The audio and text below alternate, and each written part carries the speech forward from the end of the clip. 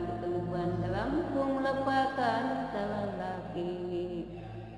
Marigos markapilak mamidal kabulawan warkarisan bidlan at sarang buhinan.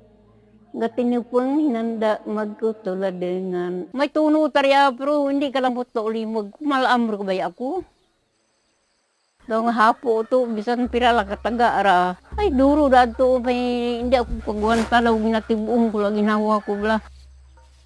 Durong ka pamangkot, no? Actually duro ang nag-comment nga why nga nagwa kang amo to kadasig ang pag-feature kang rice terraces kagin connect na sa Irainon Bukidnon. Gapamangkot sandang bakit man ti amo gidra ang tutuod nga natabo. Bakit man gid ti amo ra ang pinaka-istorya kang Pulyon. Kauna bay mga balti mo eskwela lawod wat gastoson malam. Nagyan ako una sa andang mga ginikanan nga wala sa nag-eskwela. Kung diyan ka madaya wala ti edukasyon diyan nga kompleto. Karoon sa uring tinubo mo dia wara git naka sigawod kang kinaaram kang mga malaam sa una.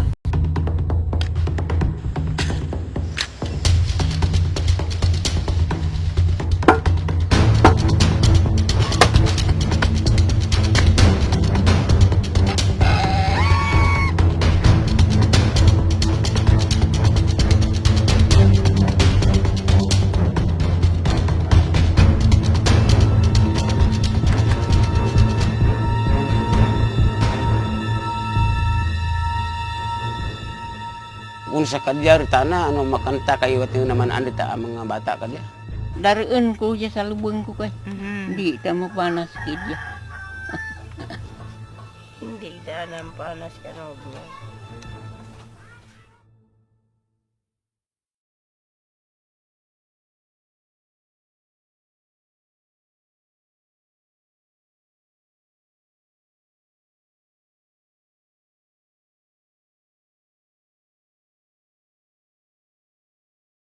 People's Month, and we feel that it's very appropriate that a group like this, ang Irainon Bukidnon is lumped together with the Panay Bukidnon, and not much is known about them because if you have attended a lot of conferences about indigenous peoples in Panay, it's usually the Garangan group from Kalinog as well as the group from Tapazcapis that is presented in those conferences, and not much is known about the Irainon Bukidnon.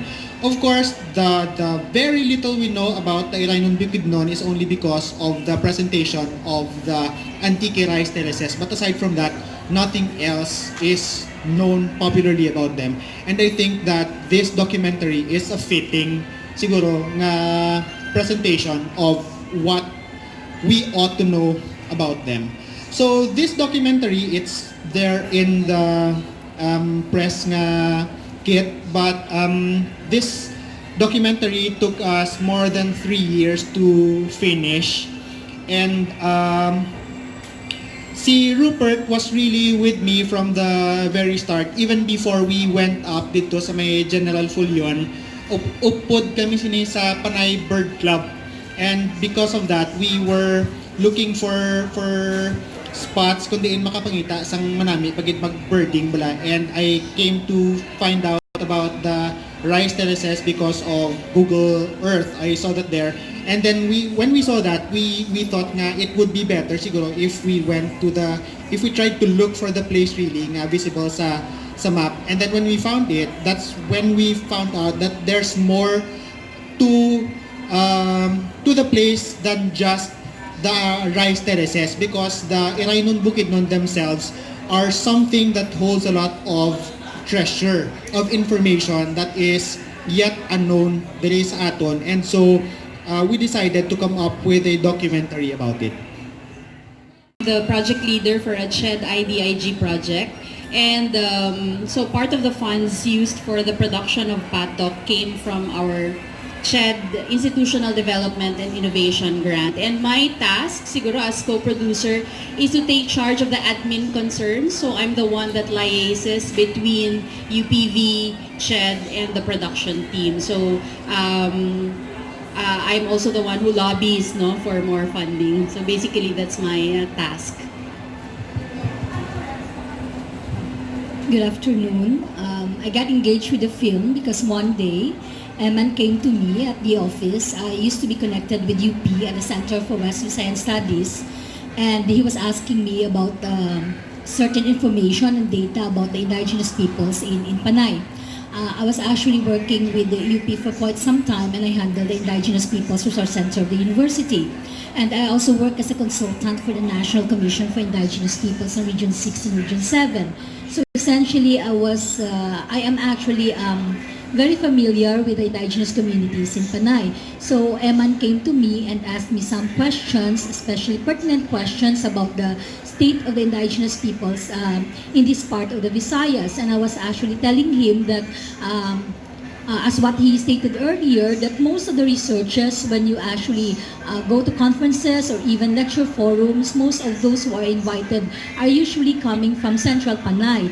And actually, when we say indigenous peoples, we have two IPs in Panay. We have the ATI and the Panay Bukidnon. But even in the several conferences and lecture forums, usually those were presented were coming from, like in Capiz, also in the province of Iloilo, and very little coming from the province of Antique. So he was also asking me about several areas of the Iraynong Bukidnon, that their culture, their traditional practices and belief systems. So because I was also engaged with NCIP, I wrote several claim books related to the ancestral domain claims of the IPs, and I was telling him that actually that was like 2015, right? 2015, as of that time, daw mga ano lang siguro, mga two claim books lang, 1 or 2 claim books lang ang nag-grant for the Iraynong Bukidnon. So I was telling him that it's really good that you came up with this particular project to actually show the part also of the province of Antique, that we also have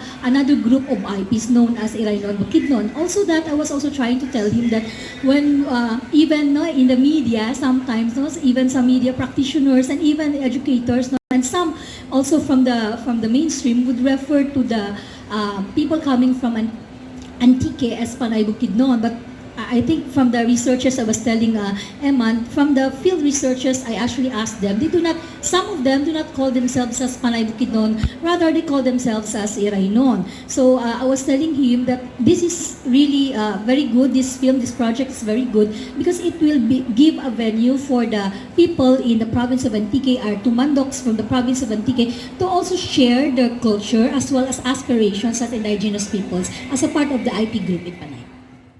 I got involved in this project was because Emma needed my name so he could get a grant from the National Commission for Culture and the Arts. But that's really the truth of the matter. I had to sign that document. But well, probably because it's not exactly new to me, because many years ago, I did the production already about the epics of Panay, entitled Panayanon, written by Dr. Leoncio Derriada, which we brought to the Cultural Center of the Philippines, which was actually a pride then, because then a lot of people didn't know na, we had the epics.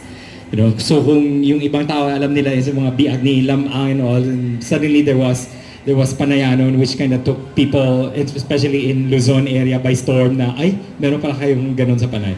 So, but anyway, here's the three of us all over again. ERK Productions. ERK stands for Eman, Rupert, and me, Kevin. And we have been working together. In fact, una pa ni ang Patok shoot sa Land from God. And following the footsteps of Land from God, got to the Busan International Film Festival and other film festivals. Patok now actually is going to film festival? The Brazil Film Festival. So there goes. And then we recently also had a special screening for the Ampatong Tawaya. So, I mean, we're all like, what? You cannot separate the three of us. It's a threesome of sorts, I guess. So there goes. And we love doing this. You know why? Because making a documentary is actually sharing information to the general public, especially to the educators, for that matter, to the academe. And while there's a lot of challenges making a documentary like this, you cannot avoid na may makakabangga ka, sabihin ko na, makakabangga ka, because some people are so protective about indigenous people. But the documentary filmmaking, for that matter, is not done to do harm to people, but it's rather actually letting other people know about what we are as people and about our culture, and to make people realize that we have such a rich culture out there. If not for the documentary films, and it's all just commercial films, what else will we know about our country except for those that have been written in the books already? So ganun. It's about giving new knowledge, and I think that's the beauty of it, and that's the reason why we continue doing these projects. Ang participation ko sa film, why ko choice pati. Amo kini ang first baby na mo ni Iman actually as documentary nga partner.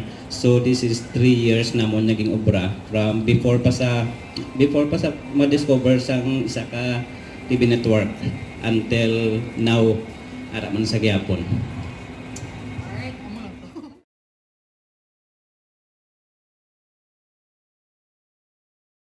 Ang reaction ko is, wow, may amumang kita gali sinidiri. You know, kung always nga ginapanundong when we say rice terrace, it's always the Banawe, it's about the Batad. And then, ako, because I've been there several times, sa Banawe and sa Batad, as in like, I always feel na when I go to places like that, you know, something wonderful and something awesome, you always, my being a Catholic really comes out, and I always feel that God lives in a place like that, because you can just imagine how something like that happens, or how it comes to be, how something like that is created. So when they discovered yung sa San Remigio na rice terraces, I had the same reaction na ay grabe. So I mean, like, we are equally blessed here in Panay to have the rice terraces as well.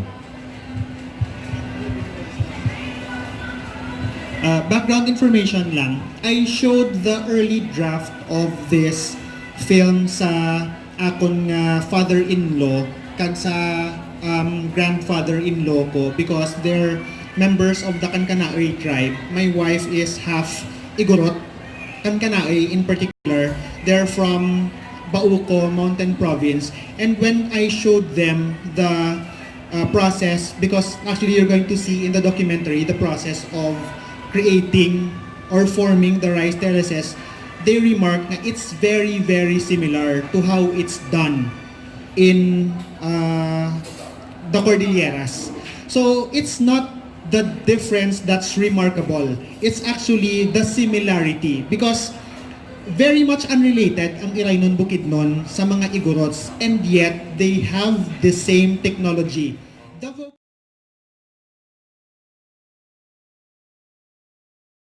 To the idea of the importance of land for the indigenous peoples, because now wherever which part of the Philippines we are, we would usually see that the indigenous peoples are fighting for their ancestral lands. That's why it's important for them, their ancestral domain. That stems from the fact that even like hundreds of years, they still have the same technology in Patok, in building these rice terraces, because the land is important for them. If they do not harness it, because land is life, and if you take away the land, you take away the life. That's why even for so many years nga naglipas na, they still do the rice terracing, because it's a part of their culture.